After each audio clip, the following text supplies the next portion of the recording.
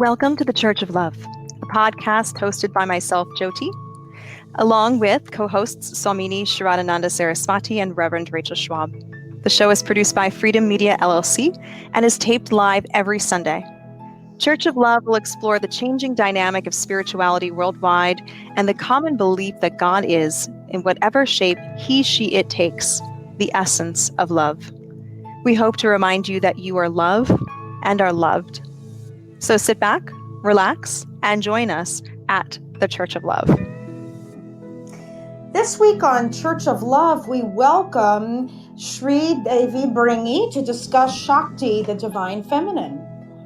Sreedevi Bringi is a native of South India, where she received formal training in yoga, meditation, Sanskrit, and Hindu religious and spiritual traditions. As a retired faculty member in yoga studies at Naropa University in Boulder, Colorado, Sreedevi offers invited classes and workshops at yoga festivals and yoga centers on topics such as yoga nidra meditation, Bhagavad Gita, Yoga Sutras Sacred Sanskrit for spiritual practice, yoga philosophy, goddess traditions of India, Shiva-Shakti Tantra, and sacred Indian texts. She has been co-teaching a course for the online Hanuman Academy on the 5 elements of yoga and has presented for a few years at the Hanuman Festival, Moksha Festival, and at the Grand Valley Yoga Festival. She has also participated in several interviews and interfaith panel discussions on yoga-related topics through the Shambhala Mountain Center, Naropa University, the Legacy Foundation, and other spiritual religious organizations and venues. With graduate degrees in chemistry, atmospheric sciences, and environmental education, Sreedevi likes to infuse scientific perspectives into ancient Vedanta-Yoga-Tantra teachings and practices. Her prior teaching careers in chemistry and science education have been at the public school, community college, and the university levels in Fort Collins, Colorado. In a newly published textbook entitled Beacons of Dharma, Sreedevi has written an invited chapter about Amma, the charismatic hugging saint of India, also including the 3 paths of yoga and the Shakti principle. Sreedevi, thank you so much for being here. Oh, thank you so much. I'm happy to join you. Namaste. Namaste. Namaskar. How wonderful that we get to celebrate the divine feminine in all her manifesting power, especially in these coronavirus times and the challenges we face. And so true. So beautiful. true. Yes. Such a delight to meet you.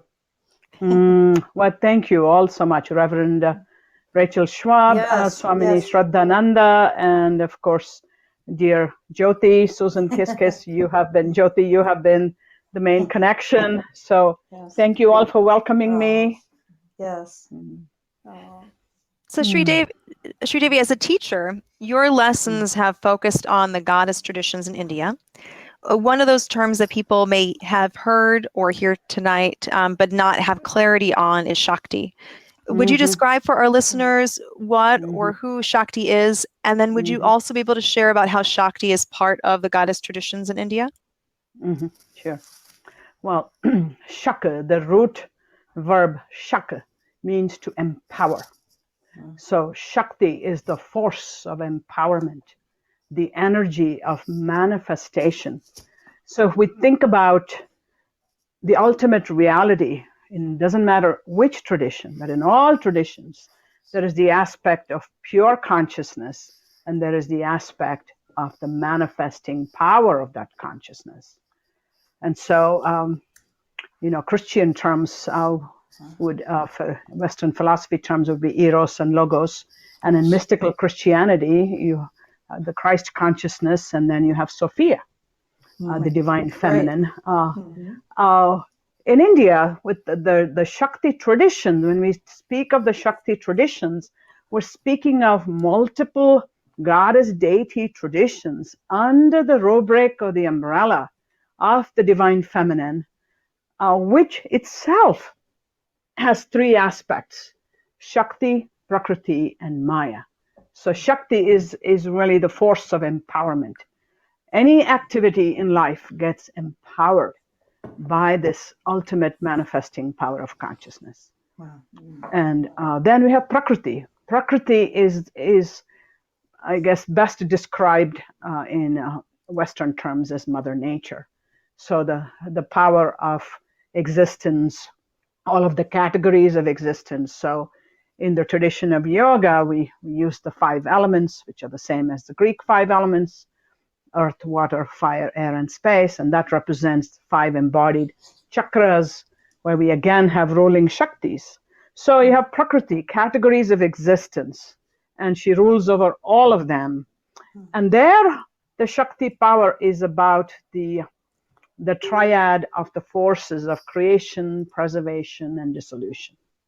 What we see in nature and what we know ourselves in our own lives. Then the third aspect is Maya. As Maya, she is the maker of illusion. She's the one who creates the dualistic conditions in which our awareness has to struggle and go through and overcome the ego, which we need in the beginning to even join the journey. We need the sense of duality to begin our spiritual path, but then we need the mother's power to overcome and dissolve that sense of duality. So these 3 aspects, Shakti, Prakriti, and Maya, to empower and to honor existence and to recognize the illusion or the kind of magic, the veil that she draws over us, so we get deluded, we get stagnated, and we go into despair. So all these aspects, these 3 major aspects, are part of what we would call the ultimate transcendental Shakti, whom we call Parashakti, she who lies beyond all description, she who defies all conception, and the Adi Shakti, the primordial. So this is kind of the overall umbrella, and within that we have several goddess traditions. We have Kali, we have Lakshmi, we have Saraswati, and we have goddess Shri, the newest, most sophisticated theology from the 9th to 11th centuries. The other ones are more from the 6th century onwards. And Kali is at the root of all of them. Kali and Durga. And we have the famous goddess epic, Devi Mahatme, the glory of the goddess. So she is very much alive. She's an unbroken tradition in India, right from the ancient Indus Valley civilization days. We're so fortunate that in the West we have this stream of the teachings coming from the East, and along with yoga comes all of the deeper traditions of Hindu Tantra that underlie yoga practice. So, and anyway, you please guide the discussion whichever way you want. So Sreedevi, this is Swamini, and it's just such a blessing to be speaking with you today. We're in a very interesting time right now. Yes. We have COVID-19. Here in the US, we also have quite a bit of social uprising over racism and brutality. And so we hear a lot of talk in the spiritual world about the rising or awakening of the divine feminine. Can you explain for our listeners why, in your view, if it is your view, that the divine feminine is so important, particularly now? What is it about the feminine that matters today as opposed to, say, 200 years ago or even 20 years ago? Well, she has mattered always. Exactly. Yes, and under different conditions, she has always mattered, and she's always present. We are in an age of instant communication. And so in the digital age, we also need the digital mother. So the digital Shakti really brings to us these images of horror and brutality. At the same time, there are the images of tens of millions of people praying in reverence, who are engaged in caring activities. So this is the aspect of Shakti that is perhaps hidden from the media view and therefore becomes hidden in our digital view. This is the caring, the protection, the compassion, the actions. I mean, Shakti is all about empowering actions. And in Tantra, there are the three Shaktis. There is the Shakti that is called Kriya Shakti, the Shakti of taking action. Then we have the Jnana Shakti, the Shakti of seeking knowledge, the wisdom aspect. Then we have Ichcha Shakti, the Shakti of aspiration, of transforming and sublimating our feeling dimension into something higher. So these three Shaktis are what are represented on Lord Shiva's trident. So he's the holder of the three Shaktis. And so if we think about all these events around us and only view them in some compartmentalized way, then we are back in the Maya of Shakti. We are looking at it from a delusional perspective that this is the only reality. It's the reality that's presented to us now so that we can wake up these three aspects of Shakti within us. The power to act, the power to think and reflect, and the power to bring out our feelings, through compassion, through engaged action. This is all about social justice and empowerment to also have our mother home. The mother Shakti of everything in our existence is rooted in Mother Earth. And we call her Bhumi Devi or Prithvi Devi, and in Sanskrit. And she is our ultimate mother. And so she is opening her arms to us and saying, come in, and now it's time for you to nurture me so that I can continue to nurture further generations. So this is a real wake-up call that we are in during the pandemic, and at the same time, these horrific incidents throughout the country, which the Shakti of media is bringing to our awareness to say, indeed, wake up and come into equilibrium, use the Shakti of resilience and engaged action. And we're also seeing that. Look at the huge number of protests also happening with people wearing masks and coming out. Granted, there are always the elements of people losing control, but that is always a minor part of all social activism. Right. And yet with the Maya Shakti in the state of delusion, we tend to focus only on those, and we forget how vast the healing matrix is amongst all of us, the healing Shakti, where we do want to, with prayer, with reverence, with letters of protest, everything that so many of us are doing, with donations, distributing masks, and really working with all that we can do. So that is the message. The Shakti empowerment here is within us to come into balance. What a beautifully complete answer. Yeah. Absolutely. Oh, thank you. You've sort of already answered my question, sweet Devi. This is Reverend Rachel, and yes, I'm very grateful to be with you today. And I also wanted to, just for our audience, I am wondering about the understanding of the divine feminine. And as you talk about how it is a symbol of empowerment, the Shakti is a force of empowerment. And one thing that's I'm very curious about is how is it going to, or how does it, of course it is timeless, but how does the Shakti in all of these different forms come together to help us to understand ourselves at different times in our life? And especially, does it also come through people that may not embrace the belief of Shakti? How does it come to embrace those who may not be a part of that, if it does at all, or how that perhaps manifests, or how does that work? Oh, we could do a whole course on this. Excellent.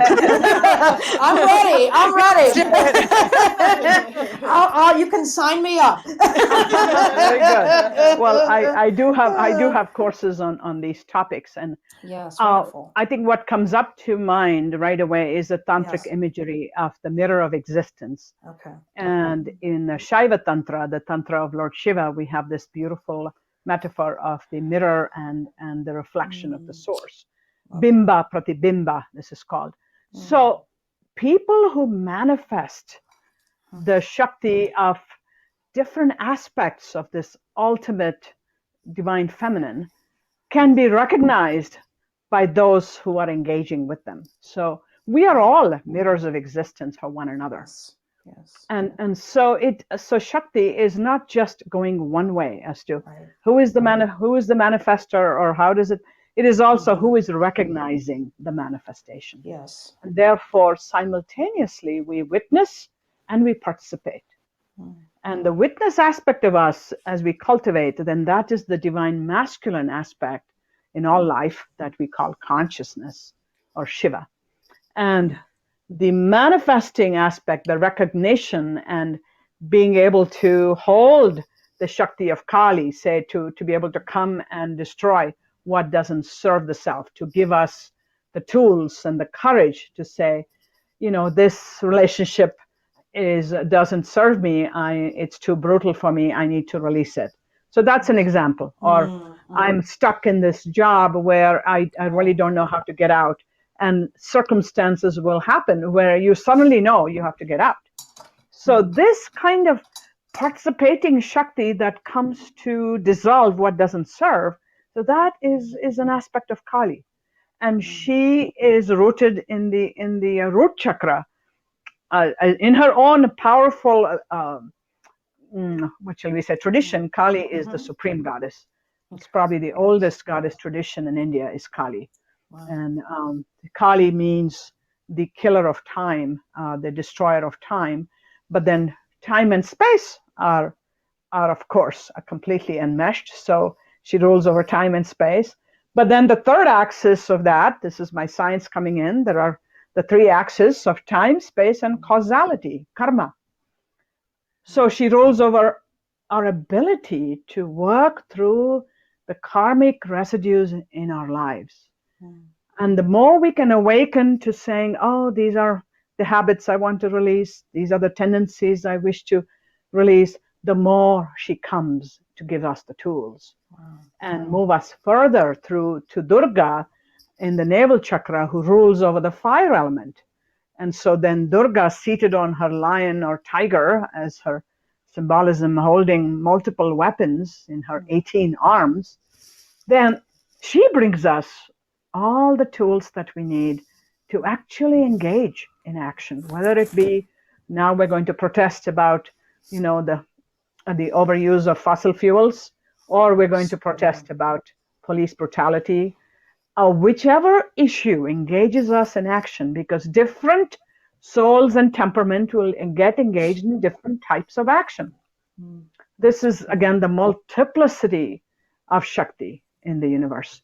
And yet the source is one, which is consciousness. So these are just, a few examples. I could go on with the Lakshmi and Saraswati and the other goddesses, but hopefully this is a glimpse of saying, yes, there are people who manifest a Shakti of a particular goddess tradition, because these are powerful archetypes, and both men and women are holders of Shakti. And one of the greatest teachers in our midst right now is Amma. Amma, very early in her life was considered a Shakti of Kali. And then it went on to Durga. And now she is embracing goddess Shri, or Lalita, the goddess who plays. And Shri, the goddess of auspicious wisdom, who I'm named for. And as Devi is the deity who is shining, the feminine form of shining deity. Otherwise, the word is Deva, like Mahadeva is the great deity, Lord Shiva. So Amma is a strong manifestation and is recognized as such within India. And so she is spreading this Shakti awareness. And in an encounter she and I had some 20 years ago, where I asked her how I could serve her causes more, she said, you can help me to establish Shakti in people's hearts, especially in the West. Wow, that's amazing. This was a direct message to me. And that's what has guided my last 20 years. Right. So Sreedevi, and just like Rachel said, the question she was about to ask, you answered. And this, to me, this always means we're always in that same, Yes. we're strong in conversation. My question for you was going to be that, for me, Shakti speaks to me, but for some other people who have a more difficult time trying to take these divine beings or archetypes and apply it to their life, they need something more concrete. And I believe that there are people around the world, whether we call them living saints or not, who are able to mirror these qualities in the divine. Mm-hmm. And so, and I was going to say, like, Amma is someone that I know that has inspired you and inspired your spiritual journey. There's an amazing woman in Nepal right now who she runs a children's school, and she's been at the border feeding thousands and thousands of migrants. And I'm wondering if you can talk about how you came to know Amma. What are the qualities that really, really inspired you the most about Amma? And maybe a little bit about how we can look at people in our, whether it's our communities of where we live or our global community, that are these essentially living saints, these people who embody compassion and love and, all these beautiful qualities of the divine feminine to help us in our lives and spiritual journey. Okay, another textbook to be written. What a beautiful way to phrase all that. Is that Jyoti? Yeah. Yes.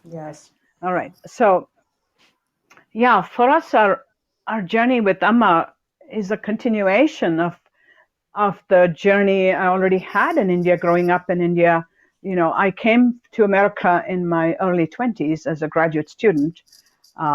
In the atmospheric sciences, and my background was all in chemistry earlier. And on my mother's side, there's quite a few scientists and engineers. And on my father's side, they have been rural teachers and priests. And my father was a giant spiritual teacher, had come to America 3 times also as a Vedantic and meditation teacher. So I grew up at home with both science and spirituality around me all the time. Started to do, Omkara and Yogasanas very young, probably 3 or 4 years old, and very much a family collective approach. And I did not grow up too much in the Bhakti tradition at all, in the what we would call the path of yoga that is called Bhakti Yoga, of devotion, of surrender, of offering our deep, loving commitment to a deity or a guru. But in the West, we reinterpret that as also deep devotion to a practice, to a lineage, to whatever that you commit to in life. I grew up more with the jnana, inquiry, Vedanta, seek the truth in all that you look for. And very early, I was encouraged at home to probe and go deep, and never was there any boundaries of no, you should not say that, or no, this is blasphemy. No, the Hindu outlook is so broad, and the Vedantic outlook takes you to the heart of questioning till finally the question becomes a contemplation. But then getting married, raising my family in America, and that too in Fort Collins, a small mountain town. We were a very small Indian community, just a few families gathered, and our house was really more like the Hindu temple for the community. And we heard about Amma, and I had already encountered Sai Baba in India, another charismatic teacher who was giant imprint on the planet. And so there was already that preparation, because I think to engage with these illumined saints, we do need some inner preparation. We do need to let go of our judgmental thinking. You check them out first, learn about them, read about them. I mean, there are wonderful books. There's The Daughters of the Goddess by Linda Johnson, an early book that includes stories on Amma, as well as many other women teachers of India. And then most recently, of course, The Beacons of Dharma, where I was asked to write this chapter on Amma. That's the most recent one, just a few months old. and features the traditions, all the traditions of India, including the changes, the interpretations that happen in the West, such as Tibetan Buddhism in the West. My colleague from Naropa, Judith Simmer Brown, has written about Pema Chodron, a wonderful holder in the lineage of Tibetan Buddhism. So it's there, the ability for people to first reflect, think, and articulate is important. And then the being able to go with others, perhaps include a friend, and you don't want to be alone on this journey. We were very lucky, very fortunate. We entered the journey of Amma as a whole family, and I knew from the temperaments of my ex-husband and my children that I wanted to bring more bhakti into our own family practices, and especially being in a small Indian community in, like I said, in rural Fort Collins, knowing the pressure of the dominant culture that could then completely fracture whatever heritage I may have brought from India. This was a way for me to re-link with my Indian heritage, especially with a woman teacher. I had never had a woman teacher. My mother was my greatest woman teacher, was also very reflective and a scientist. But this calling through music, devotional music, was a big thing for us. So as part of Bhakti Yoga, we have the chanting and singing, which has become big in America, called Kirtan, Bhajan Kirtan. And my daughter is an exponent in this tradition, Sheila Bringi. And so for my children and my husband, and for me to have a family practice together, that would also, we could bring in our Indian community and all others who were interested. We began in the early 90s, going to Santa Fe and driving to go see Amma and learn these songs and sing and then do the other practices. So it was an extension of my Indian heritage that took me to Amma. And then in those early years, we could communicate directly using a language we have in common with her, Tamil. And there was not the tens of thousands of people that are there now. And in India, of course, it's millions who come for her programs. And she took some interest in us because we were only one of the few Indian families. And her taking interest in us, this is about the deity tradition again. When we approach the deity also approaches us. So this is the power of the archetype. All of the needs and wants we have, and all of the yearning and longing we have, when we offer it at the feet of a chosen guru or a chosen deity is called Ishta Devata, deity of the heart, then in return, the deity or the guru steps out and offers us grace, offers us insight, offers us, little, just soothing, thank you. You just feel overwhelmed with gratitude. So there is such an exchange that happens. And this is a big aspect of the theology that has been studied by Westerners. And there's a book on Amma, the latest, most scholarly book on Amma by Amanda Lucia, is about these aspects of Amma and what happens in that act of grace through darshan, the meeting of the deity and the devotee, or the meeting of the guru and the devotee. That exchange is what continues the spiritual journey. And you don't have to know much. You just have to be. So this is what happens. Every year, millions of new people may go to, any of the illuminating saints and be in their presence. And you start to receive. And then you get curious and you want to know more. So it's a chance to then dive deeper into this journey. What an amazing journey you have had. And to spend time in the presence of such a radiant being as Ammaji. Yes, absolutely inspiring. I think I'm going to take my question to within the same realm, but maybe off to the side a little bit. Amma is obviously an awakened being, and someone who has achieved very, very much connection with that universal consciousness, or has realized that within herself as being who she really is.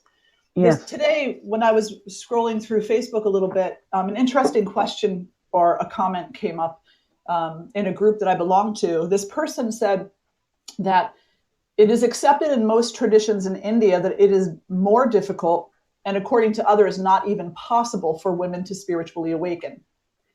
So would you agree that that's not an accurate statement, and that the role of women in society through time maybe didn't lend itself to isolation as much as it did to, say, homemaking?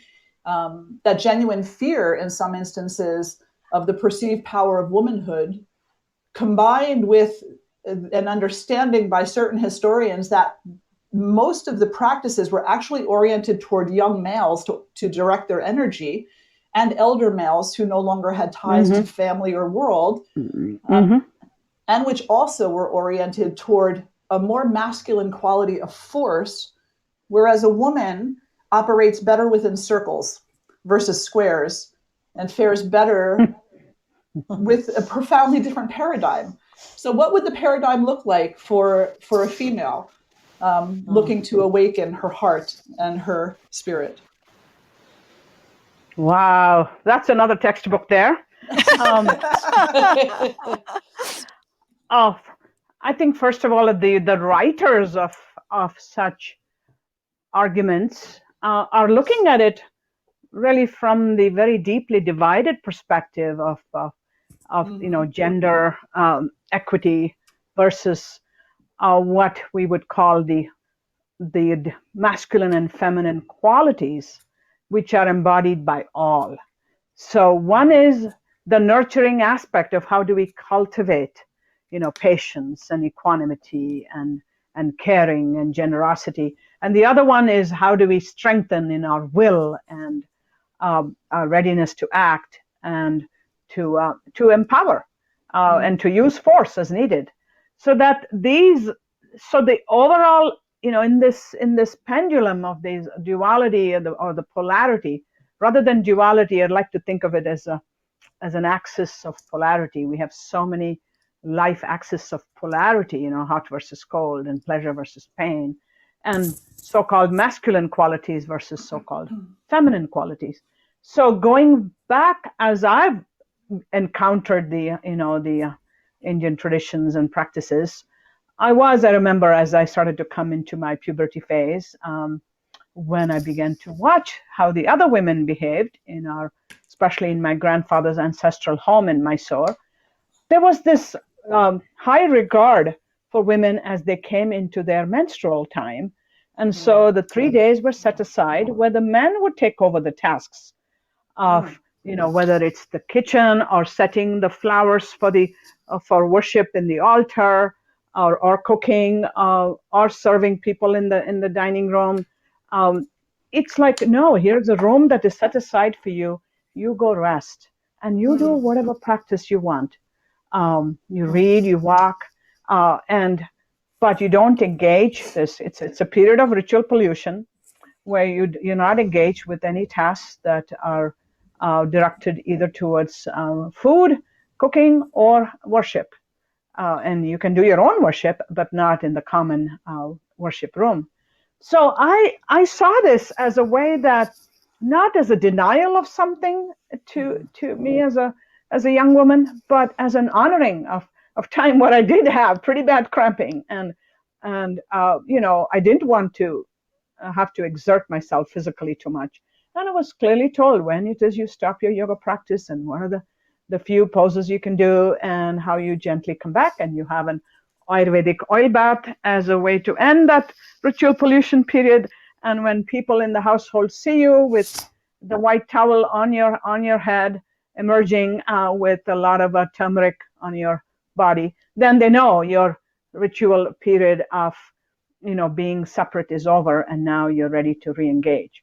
So to me, it just was an honoring of the cycle of honoring woman as the carrier of life, And she is worshipped in that form, particularly in the one of the most ancient temples to Kali in Northeast India called Kamakhya, where she's worshipped really in her regenerative form, and her menstrual cycle is common to many women in that region who come to honor her and take care of the deity. So there's such a recognition of these are the forces that they are polar forces, but are essential for life.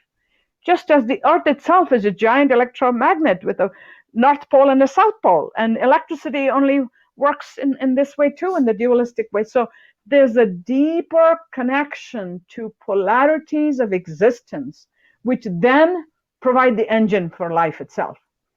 And that's the balance between the two that must be honored. And for a woman, we have always been encouraged to link more deeply to the goddess. And for me, because my name, not only as Sreedevi, is honoring the supreme goddess Sri in her own tradition, and that tradition is called Sri Vidya. Vidya is the sacred knowledge tradition. And all of the puja and worship and honoring of the goddess archetypes, or any of the male deity archetypes, includes three aspects. There's deity, there is mantra, and there is yantra. So there is the physical aspect of, with our five senses, working with an image, an icon, offering flowers, offering herbs, doing a little fire ritual. So it's the complete engagement of the senses in linking to an archetypal power, the Shakti. Then you have the more subtle, through the breath, the subtle energy, sound, hearing, speech, that is the mantra. So the mantra to the deity, whether it be for Kali, we would call out to her, Om Klim Maha Kalyai Namaha, or to Durga, Om Dum Durgayai Namaha, or to Goddess Shri, Om Shreem, Shreem, Shreem, Om Shri Devyai Namaha. So this is the sound body of the goddess. And this is true for any deity, male or female. So you get initiated and you get active in using this also as a form of practice to start working with the mind to purify our awareness. Then the third aspect, yantra, is the sacred geometry of the deity. And for Goddess Shri, it is phenomenal. Her, and most people would have seen this sacred geometry and not known. It's has the square outside, and there are 43 intersecting triangles in the core of the geometry, and representing all aspects of existence, and 9 chakra levels or ascension stages of consciousness. So you have these 3 forms of engaging with a spiritual practice, and women as well as men can engage in the practice of all goddess traditions. And with some of the male deity archetypes, like Ganesha and Hanuman, for instance, those deities are predominantly for male worship. Shiva, again, is available to both men and women to honor and worship. And within India, how we decide what tradition we would be in is mostly what you're born into. Because these deity archetypes are regional, they have been existing in hundreds of Hindu kingdoms over centuries, and so there will be regions of India that are more likely to have, say, Kali worship versus Goddess Shri worship, etc. And so that kind of background prepares us. In the West, people have the opportunity to pick and choose and say, I think for my temperament, I'm more drawn to Kali at the time of when I'm in difficulty and transition and uncertainty, like this period. But when I want to invite abundance into my life, I'm going to call on Goddess Lakshmi and set up my altar for her. It could also be that based on your Vedic astrology and the star that you're born under, you are then suggested certain deity practices. And planetary deities have the same approach. They too have a deity form and a mantra form and a sacred geometry form. So this is the kind of the common umbrella under which practices are given. And for women, yes, there has been resistance for women to engage in the same ways as men, particularly in religious leadership. and which is one of the things Amma is doing a lot with. She empowers and initiates women priests as well as men, as well as other cultures, and there's an enormous increasing acceptance now, particularly since meditation and yoga opened to the West, I would say since the last 50 years, but particularly accelerating in the last 10 to 15 years. So there's much more acceptance, and women teachers will have male and female disciples. So it doesn't distinguish based on gender there either. I don't know, there were many other things you said, but I have many more, Sreedevi. You're inspiring my heart. I would love to add on to that just a little bit, because you said something that caught my attention. So in the West, and I don't know if this is happening so much in the East, but in the West, the menstrual cycle tends to be looked at as a nuisance. And the general population of women, probably over the past 30 to 50 years, have more and more begun adopting a more masculine approach to life: competition, isolation, corporatization. Obviously they're quite capable of these things. Of course they are. But when we're in a process where we are denying our own feminine nature via avoidance or a shunning of our own menstrual cycles and natural changes to our body, as well as adopting more masculine versus feminine qualities in our life, would you say that this results in our own personal imbalance and therefore an imbalance in the world that we create? Absolutely. I think this is such a call, this awakening to the feminine divine within us. And you hit upon a very key point, something as fundamental as the sacred nature of menstrual fluid, which is why Kali is worshipped in that form, all over India. And menstrual fluid is actually offered as part of an offering to her. And we symbolize that by having red turmeric. So in Tantra, you have both yellow turmeric, which everybody's familiar with, and that is a sacred powder to us, representing Mother Earth and the qualities of spiritual unfoldment. Then you have the red aspect of turmeric, where the alkaline form, and where red represents the menstrual blood. So the flow of life itself is honored. So the more women can come into that, and the women I do meet within the wider yoga tradition in the West, and those who are increasingly adopting, Tantra as a sacred framework for their own lives, certainly are meeting this call of reigniting the goddess, because this is the broken and fractured traditions of the goddess in the West that have to be realigned and reharmonized. And so the amalgamation and the assimilation here of the East and West is so beautiful, where we can link to the goddess of menstrual flow in an open and sacred way, worshiping with other women. And as you said, the circles of women are becoming stronger and stronger, and the call is getting very clear. We need to do this. We need to rescue ourselves from this terrible imbalance, and it's time for word and the left brain system of fierce competitive consumption of nature to move into a state of greater balance and harmony and synchronicity, and our allowing these feminine divine qualities of nurturing and caring and compassion, and the recognition of the sacred nature that we as women are the bearers of life itself. And the very shrine, the womb of life, is what we are put in charge of. And the ancient Vedas in India speak of the golden womb of the universe.